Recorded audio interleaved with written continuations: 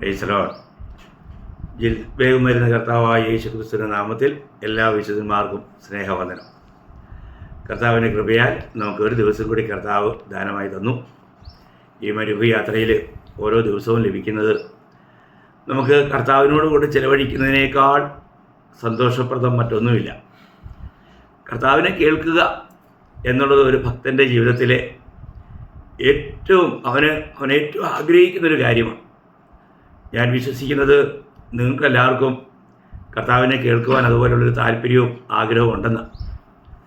നിശ്ചയമായിട്ടും നമുക്ക് നിത്യതയിൽ നാം എപ്പോഴും കർത്താവിനോടുകൂടി ആയിരിക്കും, കർത്താവിനെ നമ്മൾ കേട്ടുകൊണ്ടിരിക്കും. അങ്ങനെയൊരു ആഗ്രഹം, അങ്ങനെയൊരു അനുഭവത്തിൽ നമുക്കായിരിക്കണമെങ്കിൽ ഇവിടെ വെച്ചും നമുക്ക് കർത്താവിനോടുകൂടി ആയിരിക്കുവാനും കർത്താവിനെ കേൾക്കുവാനുമുള്ള ഒരു വലിയ താല്പര്യം ഉണ്ടായിരിക്കണം. നിത്യത എത്ര വലുതാ, എത്ര ശ്രേഷ്ഠമാണ്, എത്ര ആനന്ദപ്രദമാണ്. ആ ആനന്ദം നമുക്ക് ഇവിടെയും കർത്താവിൻ്റെ സന്നിധിയിലായിരുന്നുകൊണ്ട് നമുക്ക് പ്രാപിക്കാൻ കഴിയും. അപ്പോൾ ഇന്ന് ഞാൻ നിങ്ങളോട് പറയാൻ ആഗ്രഹിക്കുന്നത് കപടഭക്തി എന്നൊരു വിഷയമാണ്. നമുക്കറിയാം, ഇന്ന് വിശ്വാസ കോളത്തിൽ അനേക കപടഭക്തന്മാരാൽ വഞ്ചിക്കപ്പെടുന്നുണ്ട്. അപ്പോൾ കർത്താവ് തന്നെ പഠിപ്പിച്ചപ്പോൾ വളരെ മുന്നറിയിപ്പായിട്ട് പറഞ്ഞൊരു കാര്യമാണ് കപടഭക്തിയെക്കുറിച്ച്. അപ്പോൾ നമ്മൾ വഞ്ചിക്കപ്പെടാതിരിക്കണമെങ്കിൽ നമ്മൾ ഈ കപടഭക്തി എന്താണെന്നും അല്ല ഇനി എന്നിൽ തന്നെ അങ്ങനെയുള്ള കപടഭക്തി ഉണ്ടോ എന്നും നമ്മൾ ഒരു സ്വയശോധന ചെയ്യുന്നത് വളരെ നന്നായിരിക്കും. കാരണം കപടഭക്തിയെ ദൈവം വെറുക്കുന്നു. അതുകൊണ്ട് എന്നിലുള്ള ഭക്തി യഥാർത്ഥ ഭക്തിയാണോ, അതിൽ കർത്താവ് സന്തോഷിക്കുന്നുണ്ടോ എന്നൊരു ചെറിയ പഠനമാണിന്ന് ഞാൻ ഈ ചുരുങ്ങിയ സമയം കൊണ്ട് നിങ്ങളുമായിട്ട് പങ്കുവയ്ക്കാൻ ആഗ്രഹിക്കുന്നത്. അതിന് ആദ്യമായിട്ട് തന്നെ വായിക്കാൻ ആഗ്രഹിക്കുന്നത് ലൂക്കോസിൻ്റെ സുവിശേഷം 12-ാം അധ്യായം അതിൻ്റെ 1-ാം വാക്യമാണ്. കർത്താവ് പറഞ്ഞു, അതിനിടെ പുരുഷാരം തമ്മിൽ ചവിട്ടുവാൻ തക്കവണ്ണം 1000 തിങ്ങിക്കൂടിയപ്പോൾ അവൻ ആദ്യം ശിഷ്യന്മാരോട് പറഞ്ഞു തുടങ്ങിയത്, പരീശന്മാരുടെ പുളിച്ച മാവായ കപടഭക്തി സൂക്ഷിച്ചുകൊള്ളുവിൻ. അപ്പോൾ വലിയ ജനാവലി കൂടി വന്നപ്പോൾ അവിടുന്ന് ആദ്യമായിട്ട് ശിഷ്യന്മാരോട് പറയുന്നൊരു കാര്യമാണ്. എന്താണെന്നറിയാമോ? പരീശന്മാരുടെ പുളിച്ച മാവായ കപടഭക്തി സൂക്ഷിച്ചുകൊള്ളുവിൻ. ഈ കപടഭക്തി ഒരു പുളിച്ച മാവാണ്. പുളിപ്പ് പാപത്തെ കാണിക്കാമെന്ന് നമുക്കറിയാം. അപ്പോൾ അവരുടെ കപടഭക്തിയെ സൂക്ഷിക്കുക. നമ്മൾ ചിന്തിക്കണം, ഈ കപടഭക്തി എന്നാൽ എന്താണ് എന്ന് പറഞ്ഞാൽ അകമേ ഇല്ലാത്തതും പുറമേ മാത്രം കാണിക്കുന്നതുമായൊരു കാര്യമാണ് കപടഭക്തി. അകത്തില്ല, അകത്ത് മുഴുവൻ കപടതയാണ്. എന്നാൽ പുറമേ അവരുടെ പെരുമാറ്റങ്ങളും അവരുടെ വാക്കുകളും എല്ലാം കേട്ട് കഴിഞ്ഞാൽ അവർ ഭയങ്കര ഭക്തരാണെന്ന് തോന്നും. അത് നമ്മൾ അഭിനയഭക്തി. നമുക്കറിയാം, പിന്നെ ഈ പുറമേയില്ല അഭിനയം മാത്രമാണ്. അവർ വലിയ തട്ടിപ്പുകാരായിരിക്കും. ഈ തട്ടിപ്പുകാർ എപ്പോഴും അഭിനയക്കാരായിരിക്കും. അപ്പോൾ നമുക്കറിയാമല്ലോ, യഥാർത്ഥമായ പൂക്കളും പ്ലാസ്റ്റിക് പൂക്കളും തമ്മിൽ ആകർഷണം ഈ പ്ലാസ്റ്റിക് പൂക്കളാണ്. അത് ഒന്നും കൂടെ മനോഹരമായി തോന്നും. എന്നാൽ അത് യഥാർത്ഥ പൂക്കളല്ല. ഒരിക്കൽ ശലോമോൻ രാജാവിൻ്റെ അടുക്കൽ 2 പൂക്കൾ കൊണ്ടുവന്നിട്ട് ഇതിലേതാണ് ഒറിജിനൽ എന്ന് ചോദിച്ചപ്പോൾ താൻ ഇങ്ങനെ രണ്ടും കുറച്ചു നേരം കയ്യിൽ വെച്ചു. അപ്പോൾ കുറേ നേരം വെച്ച് കഴിഞ്ഞപ്പോൾ ഈ യഥാർത്ഥ പൂക്കളുടെ അടുക്കിലേക്ക് ചെറിയ ആ പ്രാണി വന്നു. എന്നാൽ പ്ലാസ്റ്റിക് പൂവിൻ്റെ അങ്ങോട്ട് പ്രാണിയൊന്നും പോയില്ല. അങ്ങനെ താൻ അതിനെ തിരിച്ചറിയാനിടയായി തീർന്നു. നമ്മൾ ചിന്തിക്കണം, നമ്മൾ കണ്ട് ആകർഷണ വലയത്തിൽ നമ്മൾ ഒരിക്കലും മയങ്ങിപ്പോകാനിടയാകരുത്. അപ്പോൾ കപടഭക്തിയെ നമ്മൾ സൂക്ഷിക്കണം. മാത്രമല്ല, ഈ അന്ത്യകാല ലക്ഷണങ്ങൾ ദൈവവചനത്തിൽ പൗലോസ് പറയുമ്പോൾ നിങ്ങൾക്ക് ഓർമ്മയുണ്ടാകും. 2 തിമോത്തി 3-ാം അധ്യായത്തിൻ്റെ 1 മുതൽ 5 വരെയുള്ള വാക്യത്തിൽ അന്ത്യകാല ലക്ഷണം പറഞ്ഞിട്ട് അതിൻ്റെ അവസാനം പറയുകയാണ്, ഭക്തിയുടെ വേഷം ധരിച്ച് അതിൻ്റെ ശക്തിയെ ത്യജിക്കുന്നവരായിരിക്കും. അപ്പോൾ ഭക്തിയുടെ വേഷമുണ്ട്, എന്നാൽ അതിൻ്റെ ശക്തിയില്ല. എന്ന് പറഞ്ഞാൽ യഥാർത്ഥമായ ഒരു വിശുദ്ധ ജീവിതമില്ലാത്തതുകൊണ്ട് അവർക്ക് മറ്റുള്ളവരെ സ്വാധീനിക്കുവാൻ കഴിയുന്നില്ല. അതെ, ഈ അന്ത്യകാലത്ത് നമ്മൾ വളരെ ശ്രദ്ധിക്കേണ്ട ഒരു കാര്യമാണ്. നമ്മൾ ഒരു യഥാർത്ഥ ഭക്തനാണോ എന്ന് നമ്മളെ തന്നെ അറിയുക. നമുക്കറിയാം, ഈ കപടഭക്തന്മാരൊരിക്കലും യാതൊരു നിലയിലും കഷ്ടപ്പെടാനായിട്ട് ഒരുക്കമുണ്ടായിരിക്കുകയില്ല. അവർ ആൾക്കാരെ വഞ്ചിച്ച് എങ്ങനെയെങ്കിലും തിന്നു കുടിച്ച് സുഖമായിട്ട് ജീവിക്കും. ഇന്നങ്ങനെ എത്രയോ കർത്താവിൻ്റെ വേലക്കാരെന്ന് പറയുന്നവരുണ്ട്. അവരുടെ ജീവിതം സുഖജീവിതമാണ് അവരുടെ ലക്ഷ്യം. ഇതെല്ലാം കപടഭക്തന്മാരുടെ ഓരോ ലക്ഷണങ്ങളാണ്. അപ്പോൾ ഇന്ന് നമുക്ക് നമ്മുടെ ജീവിതത്തിലുള്ളത് യഥാർത്ഥമായ ഭക്തിയാണോ? അങ്ങനെയല്ലാത്തതൊക്കെ ഒരിക്കൽ വെളിപ്പെടും കർത്താവിൻ്റെ ന്യായാസനത്തിങ്കിൽ. എന്നാൽ പ്രിയമുള്ളവരെ, നമുക്ക് ഇവിടെ വെച്ച് തന്നെ എനിക്ക് യഥാർത്ഥമായിട്ടും ദൈവത്തോടുള്ള ഭക്തി അത് ദൈവത്തിന് ഗ്രഹണയോഗ്യമായ ഒരു ഭക്തിയാണോ എനിക്കുള്ളതെന്ന് നമ്മൾ ഒന്ന് തിരിച്ചറിയുന്നത് നല്ല. അപ്പം ഞാൻ ഈ കപടഭക്തിയുടെ ചില ലക്ഷണങ്ങൾ തിരുവചനത്തിൽ പറഞ്ഞിരിക്കുന്നത് നിങ്ങളെ ഓർപ്പിക്കാം എന്ന് വിചാരിക്കുക. ഒരു 5-6 ലക്ഷണങ്ങൾ ഞാൻ പറയാം. അപ്പോൾ ഈ ചുരുങ്ങിയ സമയത്തിനുള്ളിൽ നമുക്ക് ഒരുപാട് ആഴമായിട്ട് ചിന്തിക്കാൻ സമയമില്ലെങ്കിലും ലളിതമായി മനസ്സിലാകത്തക്ക ചില കാര്യങ്ങൾ ഞാൻ നിങ്ങളെ ഓർപ്പിക്കാം. അപ്പം ഒരു കപടഭക്തൻ എന്ന് പറയുമ്പോൾ അവൻ്റെ ജീവിതത്തിൽ അവൻ്റെ സംസാരവും പ്രവൃത്തിയും പരസ്പര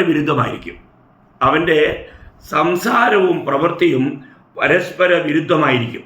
ഇതാണ് ഒരു കപടഭക്തൻ്റെ ഒന്നാമത്തെ ലക്ഷണം.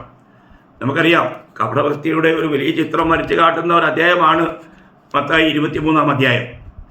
ഈ 23-ാം അധ്യായത്തിൻ്റെ 3-ാം വാക്യത്തിൽ നമ്മൾ വായിക്കുന്നത്, ആകയാൽ അവർ നിങ്ങളോട് പറയുന്നതൊക്കെയും പ്രമാണിച്ച് ചെയ്യുവിൻ, അവരുടെ പ്രവൃത്തികൾ പോലെ ചെയ്യരുത് താനും, അവർ പറയുന്നതല്ലാതെ ചെയ്യുന്നില്ലല്ലോ.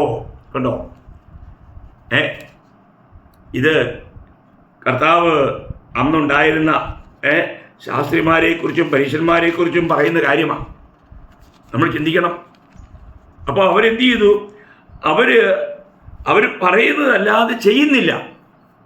അപ്പോൾ അതുകൊണ്ടാണ് പറയണത്, അവർ വാക്കുകളിൽ മാത്രമുള്ള ഭക്തി. അങ്ങനെയുള്ള ഭക്തി നിശ്ചയമായി നമ്മളെ വഞ്ചിക്കും. വാക്കുകളിൽ മാത്രമുള്ള ഭക്തി. പ്രിയമുള്ളവരെ, പൗലോസ് തിമോഥെയോസിനെതിരെ ലേഖനം 4-ാം അധ്യായം 12-ാം വാക്യത്തിൽ വായിക്കുന്നത്, നിങ്ങളുടെ വാക്കിലും നടപ്പിലും നിങ്ങൾ മാതൃകയുള്ളവരായിരിക്കണമെന്നാണ്. നമ്മുടെ വാക്കിലും നടപ്പിലും നമ്മൾ മാതൃകയുള്ളവരായിരിക്കണം. എന്നാൽ അന്നുണ്ടായിരുന്ന വലിയ ഭക്തന്മാരെന്ന് ലോകത്തെ കാണിച്ചുകൊണ്ടിരുന്ന ശാസ്ത്രിമാരുടെയും പരീശന്മാരുടെയും ഭക്തി വെറും വാക്കുകളിൽ മാത്രമായിരുന്നു. അവരെ നടപ്പിലില്ലായിരുന്നു, പ്രവൃത്തിയിലില്ലായിരുന്നു. അപ്പോൾ അങ്ങനെയുള്ളവരെ നമ്മൾ സൂക്ഷിക്കണം.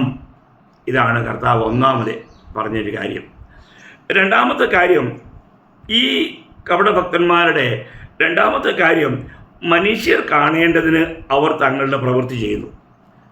മനുഷ്യർ കാണേണ്ടതിന്, അല്ലെങ്കിൽ മറ്റുള്ളവരുടെ മുമ്പിൽ ഞാൻ വളരെ നല്ല വ്യക്തിയാണെന്ന് കാണിക്കാൻ വേണ്ടിയിട്ട് ചെയ്യുന്ന പ്രവൃത്തികൾ നമ്മൾ ചിന്തിക്കണം. അതേ അധ്യായം മത്തായി 23-ന്റെ 5-ാം വാക്യം അവിടെ വായിക്കുന്നത്, അവർ തങ്ങളുടെ പ്രവൃത്തികൾ എല്ലാം മനുഷ്യർ കാണേണ്ടതിനത്രേ ചെയ്യുന്നത്. ഉണ്ടോ? അവരെന്തിനാണ് ഇത് ചെയ്യുന്നത്? മനുഷ്യർ കാണേണ്ടതിന് ചെയ്യുന്നു. കർത്താവ് ഈ മത്തായിയുടെ സുവിശേഷത്തിൻ്റെ ആരംഭത്തിൽ തന്നെ പറയുന്ന ആ വാക്കുകൾ നമ്മൾ ഒന്ന് ശ്രദ്ധിക്കുന്നത് നന്നായിരിക്കും. നമ്മൾ 6-ാം അധ്യായം, മത്തായി 6-ാം അധ്യായം അതിൻ്റെ 2 മുതൽ 4 വരെയുള്ള വാക്യം ഞാൻ വായിക്കാം. ആകയാൽ ഭിക്ഷ കൊടുക്കുമ്പോൾ മനുഷ്യരാൽ മാനം ലഭിപ്പാൻ പള്ളികളിലും വീതികളിലും കപടഭക്തിക്കാർ ചെയ്യുന്നത് പോലെ നിന്റെ മുമ്പിൽ കാഹളം ഊതിക്കരുത്. അവർക്ക് പ്രതിഫലം കിട്ടിപ്പോയി എന്ന് ഞാൻ സത്യമായിട്ട് നിന്നോട് പറയുന്നു. നീയോ ഭിക്ഷ കൊടുക്കുമ്പോൾ നിന്റെ ഭിക്ഷ രഹസ്യത്തിലായിരിക്കേണ്ടതിന് വലങ്കൈ ചെയ്യുന്നത് എന്ത് എന്ന് ഇടങ്കൈ അറിയരുത്. രഹസ്യത്തിൽ കാണുന്ന നിന്റെ പിതാവ് നിനക്ക് പ്രതിഫലം തരും. അപ്പോൾ ഇവിടെ കപടഭക്തിക്കാരെന്ത് ചെയ്യുന്നു? അവരെല്ലാവരും, ഞാൻ ഇങ്ങനെ പറയാറുണ്ട്, ഒരിക്കൽ ഒരു യജമാനത്തിയും അവരുടെ വീട്ടിലെ ഒരു ദാസിയും ഇങ്ങനെ വിശ്വാസികളാണ്. അവർ ആരാധനയിൽ പോകുമ്പോൾ ഈ യജമാനത്തി എപ്പോഴും ഇപ്പം ഇന്നത്തെ ലെവലിൽ പറഞ്ഞ 500-ന്റെ നോട്ട് ഇങ്ങനെ നീട്ടിപ്പിടിച്ചുകൊണ്ട് ഇങ്ങനെ അതാ സ്തോത്രക്കാഴ്ചയുടെ ഇത് വരുന്നതിന് മുമ്പ് തന്നെ അവരിങ്ങനെ നീട്ടിപ്പിടിച്ചിട്ട് ഇങ്ങനെ ഇങ്ങോട്ട് കൊണ്ടുപോവാ. അപ്പം എന്നിട്ട് എല്ലാവർക്കും കാണാം അവർ 500 നോട്ടായിട്ടെ. എന്നാൽ അവിടെ ആ ദാസി അവർ പോകുമ്പോഴത്തേക്ക് എപ്പോഴും ഒരു രൂപയുടെ കോയിൻ അതിനകത്ത് ഇങ്ങനെ ചുരുട്ടിക്കുട്ടി അങ്ങിടും. അപ്പം ആ ദാസി ഇട്ടത് 1 രൂപ നാണയത്തൊട്ടാണെന്ന് ഈ യജമാനത്തിക്കും അറിയാം. കാരണം അവർ പാവപ്പെട്ട സ്ത്രീയാണ്. അവർക്ക് കിട്ടുന്ന തുച്ഛമായ ശമ്പളത്തിൽ നിന്നും അവർ കർത്താവിൻ്റെ മുഖത്തിന് വേണ്ടി അർപ്പിക്കുന്നത്. അപ്പോൾ 2 പേരും മരിച്ചു. അപ്പോൾ മറ്റ് സ്വർഗത്തിൽ ചെന്നപ്പോൾ അവരെ ഇങ്ങനെ കൊണ്ടുപോയി കഴിഞ്ഞപ്പോഴത്തേക്കും ഈ ദാസിയുടെ പേര് രൂത്ത് എന്നാണ്. അപ്പം ഇതൊരു ഭാവനയാണ് കേട്ടോ, ഒരു വലിയ ബംഗ്ലാവ് കൊട്ടാരം അവിടെ എഴുതി വെച്ചിരിക്കുക രൂത്ത് സ്വാഗതം എന്ന് അവിടെ നിന്ന് ഇങ്ങനെ സൗണ്ട് വരികയാണ്. സ്വർഗദൂതൻ എന്ന് പറഞ്ഞു, ഇതാണ് നിനക്കുള്ള ഭവനം. അവൾ ഭയങ്കര സന്തോഷമായി. അവൾ ആ ഭവനത്തിലേക്ക് പ്രവേശിച്ചു. അപ്പോൾ ഈ യജമാനത്തിൽ കൂടെ ഉണ്ട്. അപ്പോൾ യജമാനത്തിൽ ഉള്ളിൽ വിചാരിച്ചു, എൻ്റെ ദാസിയായ രൂത്തിന് ഇത്രയും നല്ല ഭയങ്കര കൊട്ടാരം കിട്ടിയെങ്കിലും എൻ്റെത് എങ്ങനെയായിരിക്കും? താനിങ്ങനെ ഉള്ളിലിങ്ങനെ ഭാവിച്ച് വിചാരിച്ച് പോവുക. അപ്പോൾ ദൂതനിങ്ങനെ കൂട്ടിക്കൊണ്ട് പോവുക. അപ്പം ആ VIP വലിയ കൊട്ടാരങ്ങളെല്ലാം കഴിഞ്ഞു.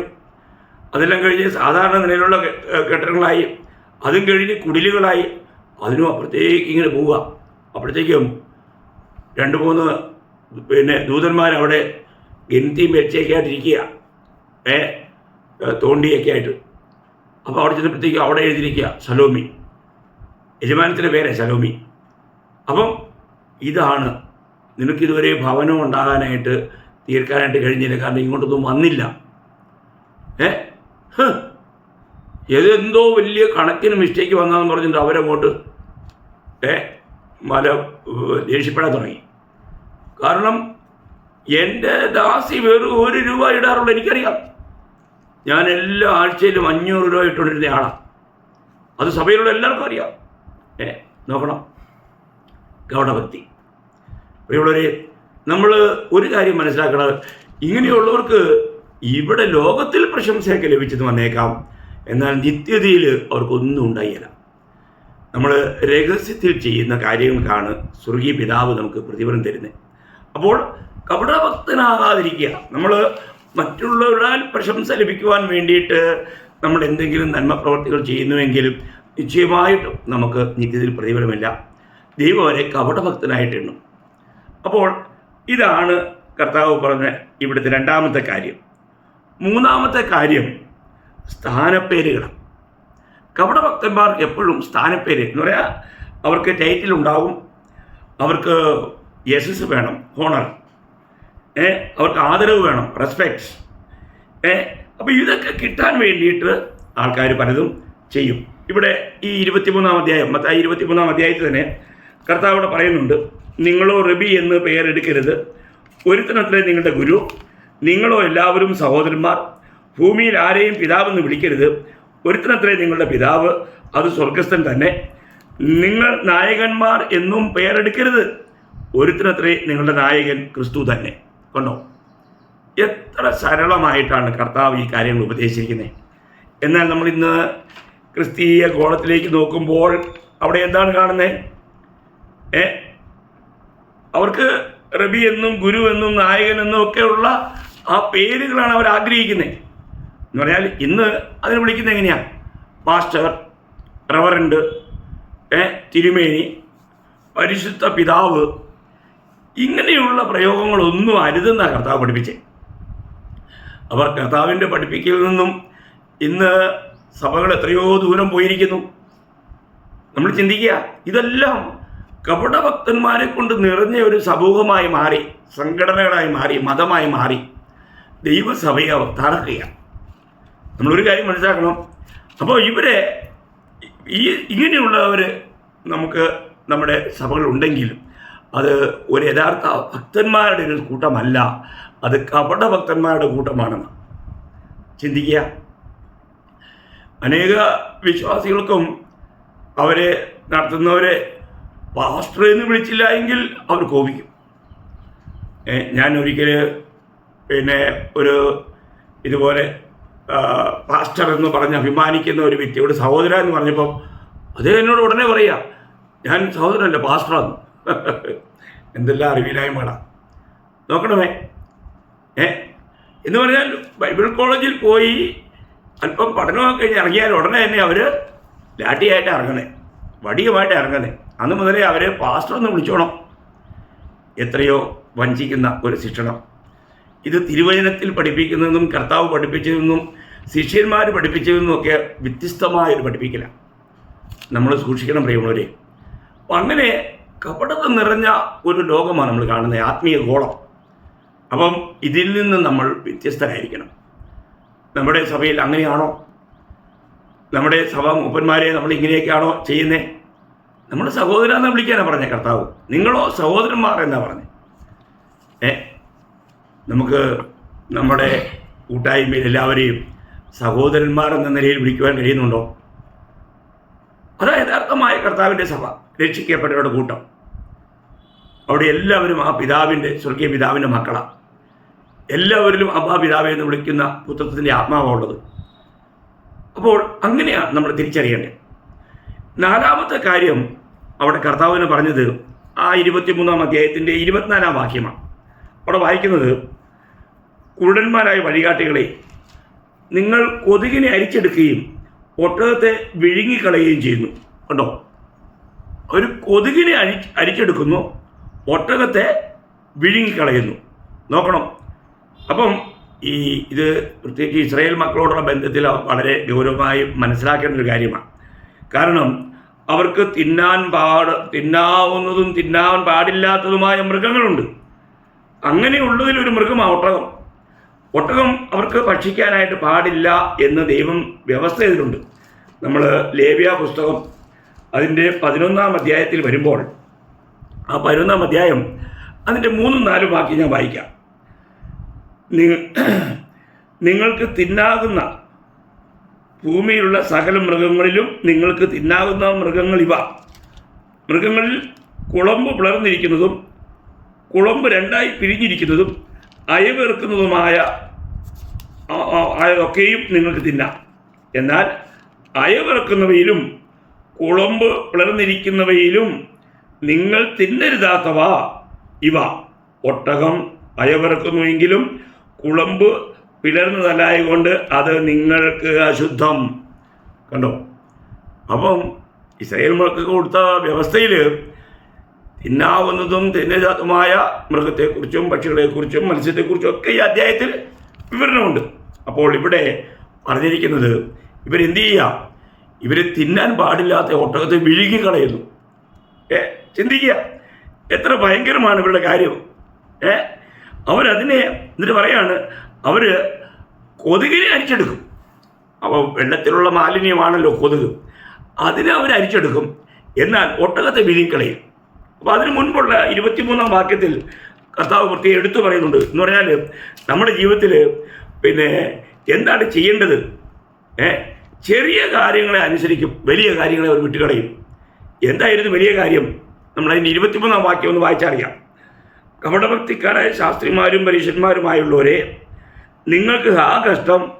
നിങ്ങൾ തുളസി, ചതുകപ്പ, ജീരകം ഇവയിൽ പതാരം കൊടുക്കുകയും ന്യായം, കരുണ, വിശ്വസ്തത ഇങ്ങനെ ന്യായപ്രമാണത്തിൽ ഘനമേറിയവ ത്യജിച്ചു കളയുകയും ചെയ്തു.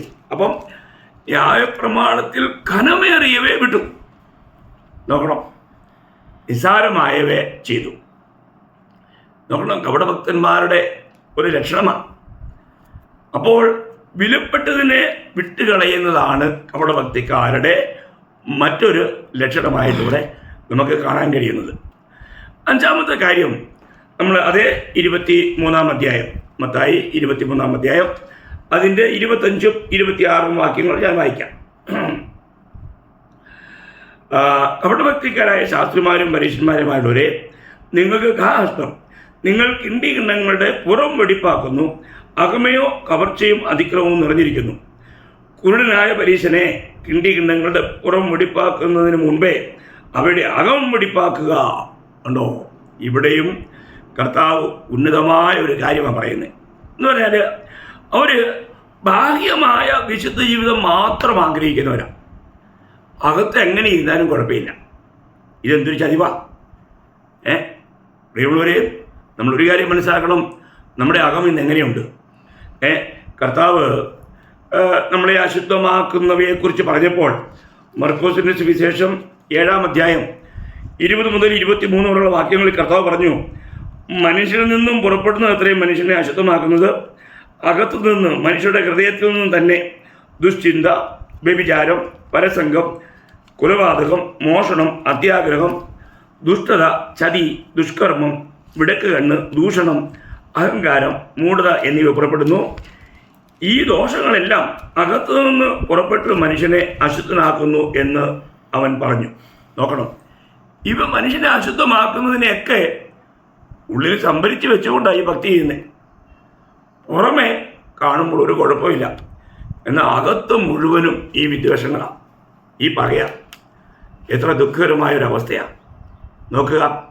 പ്രിയമുള്ളവരെ, നമുക്ക് രക്ഷിക്കപ്പെട്ടൊരു ദൈവത്തിലാണെങ്കിൽ അവനൊരു പുതിയ ഹൃദയം കിട്ടിയിട്ടുണ്ട്. ഈ ഹൃദയത്തിൽ നമ്മൾ എന്ത് ചെയ്യണം? ഈ ഹൃദയം ദൈവവചനത്താൽ നമ്മൾ നിറയ്ക്കണം. ദൈവവചനത്തെ നമ്മൾ ഹൃദയത്തിൽ നിറയ്ക്കണം. ഈ ലോകത്തിൻ്റെതായ കാര്യങ്ങളല്ല, ഭക്ഷണത്തരങ്ങളല്ല. നമുക്കറിയാം 119-ാം സങ്കീർത്തനം 11-ാം വാക്യം, ഞാൻ നിനക്കെതിരെ പാപം ചെയ്യാതിരിക്കേണ്ടതിന് നിന്റെ വചനത്തെ എൻ്റെ ഹൃദയത്തിൽ സംഗ്രഹിച്ചിരിക്കുന്നു. നോക്കണേ, ദൈവത്തിൻ്റെ വചനം ഇന്ന് നമ്മുടെ ഉള്ളിലുണ്ടോ? നമ്മൾ കൊളോസ്യർ 3:16 വായിക്കുന്നുണ്ട്, ക്രിസ്തുവിൻ്റെ വചനം ഐശ്വര്യമായി നിങ്ങളുടെ ഹൃദയങ്ങളിൽ വസിക്കട്ടെ. അപ്പോൾ നമ്മൾ ഈ പാപം നമ്മളിൽ വസിക്കാതിരിക്കണമെങ്കിൽ, നമ്മെ അശുദ്ധമാക്കുന്ന ചിന്താഗതികൾക്ക് നമ്മുടെ ഉള്ളിൽ ഇടം ഇല്ലാതിരിക്കണമെങ്കിൽ നമ്മൾ എന്ത് ചെയ്യണം? നമ്മൾ ദൈവവചനത്താൽ നമ്മുടെ ഹൃദയത്തെ നിറയ്ക്കണം. അപ്പോൾ ഇവിടെ ഈ കപടഭക്തിക്കാർ അങ്ങനെ ചെയ്തില്ല. അപ്പം അവരുടെ ഇതെന്ന് പറഞ്ഞാൽ മറ്റുള്ളവരെ കാണിക്കാൻ വേണ്ടി, മറ്റുള്ളവർ നോക്കുമ്പോൾ ഞങ്ങൾ വളരെ ഭക്തന്മാരായി കാണപ്പെടണം, അതുകൊണ്ട് അവർ പുറമേയുള്ള കാര്യങ്ങൾക്ക് മാത്രമാണ് അവർ വില കൊടുത്തത്. എന്നാൽ കർത്താവിൻ്റെ വചനം, നമ്മൾ പുറമേ എത്ര മോടിയുള്ള എത്ര നല്ല വസ്ത്രം ധരിച്ചാലും നമ്മുടെ ഹൃദയത്തെ കാണുന്ന കർത്താവിൻ്റെ സന്നിധിയിൽ നമ്മൾ എപ്രകാരമുണ്ട്. ദൈവസന്നിധിക്ക് വരുമ്പോൾ നമ്മുടെ ഹൃദയത്തിൻ്റെ അവസ്ഥ കർത്താവ് നോക്കുന്നു എന്നുള്ള കാര്യം മറക്കരുത്.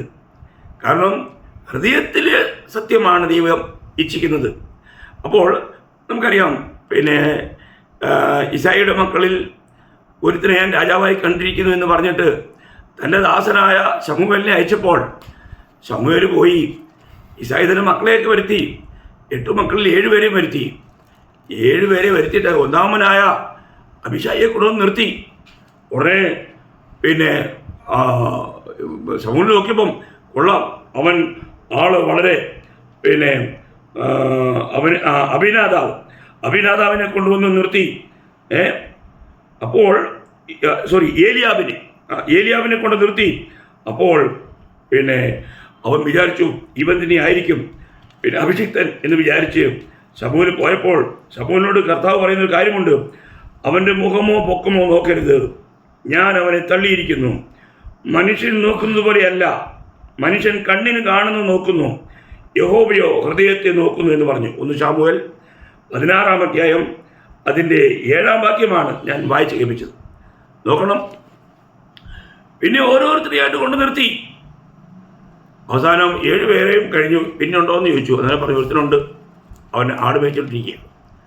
അപ്പോൾ അവനെ വിളിച്ചു, അവനെ അഭിഷേകം ചെയ്തു. സംഭവം നിങ്ങൾക്കറിയാം. ഞാൻ പറഞ്ഞതിൻ്റെ സാരം പ്രിയമുള്ളവരെയും, ദൈവം നമ്മളെ നോക്കുമ്പോൾ നമ്മൾ ഉടുത്തൊരുങ്ങി നല്ല വസ്ത്രമൊക്കെ ധരിച്ച് നല്ല പൗഡറൊക്കെ ഇട്ട് സെൻറ്റൊക്കെ അടിച്ച്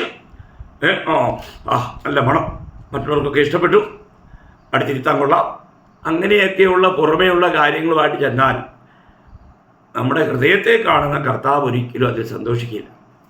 നമ്മൾ ചിന്തിക്കണം, നമ്മൾ ദൈവത്തിലേക്ക് ചെല്ലുമ്പോൾ നമ്മൾ എങ്ങനെയാണ് ചെല്ലുന്നത്? നമ്മുടെ ഹൃദയത്തെ കാണുന്ന ദൈവം.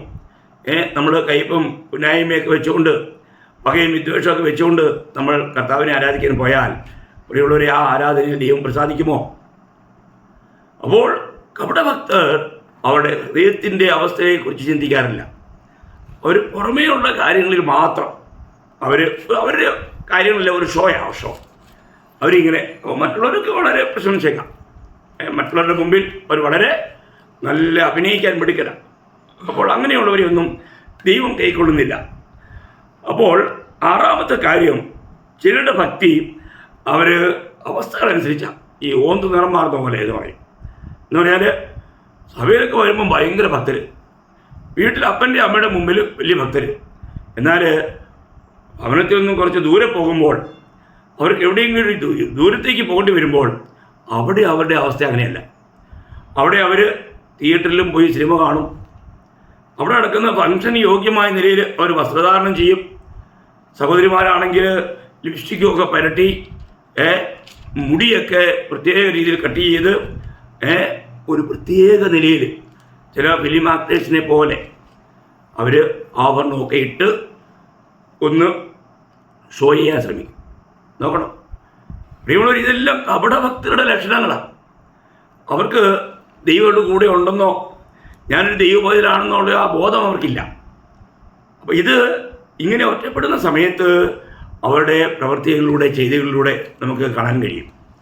അപ്പോൾ നമ്മൾ ചിന്തിക്കണം, നമ്മൾ യഥാർത്ഥത്തിൽ എവിടെ പോയാലും അവിടെ കർത്താവിൻ്റെ കൂടെ ഉണ്ടെന്നുള്ള ആ ഒരു കാര്യം, ആ ഒരു ഓർമ്മ നമ്മളെ ഭരിക്കുന്നുണ്ടോ? അവർ ഓരോ കാര്യങ്ങളും ചെയ്യുന്നത് എന്തിനു വേണ്ടിയിട്ടാണ്? സ്വന്തം പുകഴ്ചയ്ക്ക് വേണ്ടിയിട്ട്. അപ്പം ഇന്ന് അനേകരുടെയും ഭക്തി അങ്ങനെയാണ്, മറ്റുള്ള മുമ്പിൽ നല്ലവരായി ചമയുക. അപ്പോൾ നമ്മൾ വളരെ ഗൗരവമായി ചിന്തിക്കേണ്ട ഒരു കാര്യമാണ്, അങ്ങനെ അഭിനയിക്കുന്ന ഒരു ഭക്തിയാണോ ഞാൻ ചെയ്യുന്നത്? ജനങ്ങളെല്ലാവരും നമ്മളെക്കുറിച്ച് അവർ നല്ല ഭക്തനാണ് എന്നൊക്കെ പറഞ്ഞു വന്നേക്കാം. എന്നാൽ പ്രിയമുള്ളവരെ, ലോകം മുഴുവനും നമുക്ക് സർട്ടിഫിക്കറ്റ് തന്നാലും സ്വർഗത്തിലെ ദൈവത്തിൽ നിന്നുള്ളൊരു സാക്ഷി നമുക്ക് ലഭിക്കുന്നില്ല എങ്കിൽ നമ്മുടെ ഭക്തി കൊണ്ട് ഒരു പ്രയോജനമില്ല. നമ്മൾ 2 കൊരിന്ത്യർ അതിൻ്റെ 10-ാം അധ്യായം 2 കൊരിന്ത്യർ 10-ാം അധ്യായം അതിൻ്റെ 17-ാം വാക്യത്തിൽ വായിക്കുന്നത്, തന്നെത്താൻ പുകഴ്ത്തുന്നവനല്ല കർത്താവ് പുകഴ്ത്തുന്നവനത്രേ കൊള്ളാവുന്നവൻ. തന്നെത്താൻ പുകഴ്ത്തുന്നവനല്ല കർത്താവ് പുകഴ്ത്തുന്നവനത്രേ കൊള്ളാവുന്നവൻ. നോക്കണം, അപ്പോൾ കർത്താവിൽ നിന്നുള്ള പ്രശംസ, ലോകം മുഴുവൻ പ്രശംസിച്ച് പറയുന്ന ഒരു കാര്യമില്ല. കർത്താവ് നമ്മളെ പ്രശംസിക്കുന്നുണ്ടോ? കർത്താവ് നമ്മളിൽ പ്രസാദിക്കുന്നുണ്ടോ? കർത്താവ് നമ്മളിൽ ആനന്ദിക്കുന്നുണ്ടോ? ഇതാ നമ്മൾ മനസ്സിലാക്കേണ്ടത്. ഇവൻ എൻ്റെ ദാസനാണ്, ഇവൻ എൻ്റെ പൈതലാണ്, ഇവൻ എൻ്റെ സ്വന്തമാണെന്ന് പറയുവാൻ കർത്താവിന് കഴിയുന്നുണ്ടോ? അങ്ങനെയുണ്ടെങ്കിൽ നമ്മുടെ ജീവിതം വളരെ ധന്യമാണ്. ഇത് നമുക്ക് ആത്മാവിൽ കേൾക്കുവാൻ കഴിയണം. അതോ അന്ന് നമുക്കറിയാം 25:41 പിശാചനും അവൻ്റെ ദൂതന്മാർക്ക് ഒരുക്കിയിരിക്കുന്ന നിത്യാഗ്നിക്ക് പോകുമെന്ന് പറയുന്ന ആ വാക്കാണോ ഈ ഭക്തിയിലൂടെ അവസാനം ലഭിക്കുന്നത് എന്ന് നമ്മൾ ചിന്തിക്കണ്ടേ? അതുകൊണ്ട് നമ്മളെ തന്നെ ഒരു സ്വയശോധന ചെയ്യുക. യഥാർത്ഥമുള്ള ഒരു ഭക്തിയുള്ള ജീവിതം, കപടതയില്ലാത്തൊരു ജീവിതം ഞാൻ നയിക്കുന്നുണ്ടോ? ഇല്ലെങ്കിൽ എങ്ങനെയെങ്കിലും ഭക്തനാണെന്ന് മറ്റുള്ളവരെ കാണിച്ച്, മറ്റുള്ളവരുടെ മുമ്പിൽ മിടുക്കനായി തീർന്ന് ജീവിച്ച്, മറ്റുള്ളവരാൽ എല്ലാവരാലും പ്രശംസിക്കപ്പെടുന്ന ഒരു പാത്രമായി ജീവിച്ച് അവസാനം ആ തീയിലേക്ക് പോകാൻ ഇടയാക്കരുത്. ഇവിടെ വെച്ച് നാം മാനസാന്തരപ്പെടേണ്ട സമയത്ത് മാനസാന്തരപ്പെടണം. സഭയ്ക്കുള്ള ദൂതിലെല്ലാം കർത്താവ് എടുത്തു പറയുന്ന കാര്യമാണ്. കാരണം കപടഭക്തി എന്ന വഞ്ചനയിൽ ഏത് വ്യക്തിയും കുടുങ്ങാം. കുറേ നാൾ നല്ല ഭക്തനായി ജീവിച്ചിട്ട് വീണ്ടും കപടഭക്തിയിലേക്ക് വീണു പോകുന്ന പലരുണ്ട്. അപ്പോൾ ദൈവം വെറുക്കുന്നതായിരിക്കുന്ന ആ കപടഭക്തി ഇന്ന് എൻ്റെ ജീവിതത്തിലുണ്ടോ എന്ന് നമ്മൾ പരിശോധിക്കണം. എവിടെയെങ്കിലും മാനസാന്തരപ്പെടേണ്ട ആവശ്യമുണ്ടെങ്കിൽ അവിടെ നാം മാനസാന്തരപ്പെടണം. അപ്പോൾ കർത്താവ് പ്രസംഗിച്ച് തുടങ്ങിയപ്പോൾ തൻ്റെ ശിഷ്യന്മാരോട് പറഞ്ഞ ഒരു വലിയ കാര്യമാണ്, പരീശന്മാരുടെ കപടഭക്തിയെ സൂക്ഷിച്ചുകൊള്ളുകയും. ഇവരുള്ളവരെ ഇന്ന് വിശ്വാസികളെന്ന് പറഞ്ഞുകൊണ്ട് അനേകരും കർത്താവുമായിട്ട് യാതൊരു ബന്ധവുമില്ലാതെ ക്രിസ്തുവിനെ കൂടാതെ തന്നെ ക്രിസ്ത്യാനിത്വത്തെ പണിയുവാൻ ശ്രമിക്കുന്ന അനേകരുണ്ട്. ഇവരെല്ലാം കപടഭക്തന്മാരായി അന്ന് എണ്ണപ്പെടും. ദൈവത്തിൻ്റെ സന്നിധിയിൽ പ്രശംസ ലഭിക്കുവാൻ തക്കവണ്ണം ഓരോ ദിവസവും കർത്താവ് നമ്മളെ പ്രശംസിക്കുന്ന ആ സ്വരം ആത്മാവിൽ നമുക്ക് കേൾക്കുവാനായിട്ട് കഴിയണം. റോമർ 8:16 പറയുന്നത് പോലെ ആത്മാവ് താൻ നമ്മുടെ ആത്മാവിനോട് ചേർന്ന് ഈ സാക്ഷ്യം പറയുന്നു. ആ സാക്ഷ്യം നമ്മൾ കേൾക്കണം. അത് ആ ദൈവത്തിൻ്റെ ആത്മാവുള്ള ആത്മീയർക്ക് എപ്പോഴും കേൾക്കാൻ കഴിയും. അതുകൊണ്ട് ഇന്ന് കർത്താവിൽ യഥാർത്ഥമായി ജയാളിയായിട്ട് ജീവിക്കണമെങ്കിൽ, യഥാർത്ഥ സന്തോഷവാനായിരിക്കണമെങ്കിൽ നമുക്ക് നമ്മളിൽ എവിടെയെങ്കിലും ഈ കപടതയുണ്ടോ എന്ന് പരിശോധിക്കണം. അത് വളരെ അനിവാര്യമാണ്. അതുകൊണ്ട് എല്ലാ വിധത്തിലുള്ള കപടതയിൽ നിന്നും കർത്താവ് രക്ഷിക്കട്ടെ. ഒരു യഥാർത്ഥ ഭക്തനായി ജീവിച്ച് ക്രിസ്തുവിൽ മരിച്ച് നിത്യതയിൽ കർത്താവിനോടുകൂടെ കാണപ്പെടുവാൻ കർത്താവിടെയാക്കട്ടെ. ക്രിസ്തുവിനോട് ജീവിക്കാം, ക്രിസ്തുവിലായിരിക്കാം. ആ കർത്താവിൻ്റെ വരവ് താമസമുണ്ടായ ക്രിസ്തുവിൽ മരിച്ച് നിത്യതയിൽ കർത്താവിലൂടെ ആയിരിക്കുവാൻ ഈ വചന കേൾവി നിങ്ങൾക്കെല്ലാവർക്കും ഇടയാക്കട്ടെ എന്ന് ആസ്വദിച്ചുകൊണ്ടും പ്രാർത്ഥിച്ചുകൊണ്ടും ആഗ്രഹിച്ചുകൊണ്ടും ഈ സന്ദേശം ഇവിടെ അവസാനിപ്പിക്കുന്നു. കർത്താവിനെല്ലാം മഹത്വം അർപ്പിക്കുന്നു. ആമേൻ.